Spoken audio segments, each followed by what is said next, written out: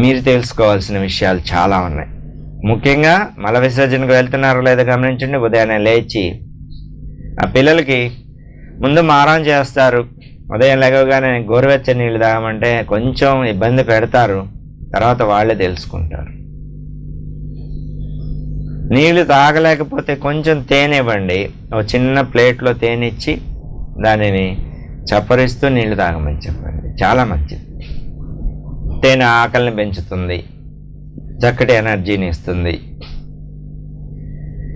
ఇక విశ్రాంతి ధర్మంలో పిల్లలకి రోజుకి 8 గంటలు నిద్రపోవాలి. నిద్రలో గ్రోత్ హార్మోన్స్, థైరాయిడ్ నుంచి గ్రోత్ హార్మోన్స్ అధికంగా ఉత్పత్తి అవుతాయి.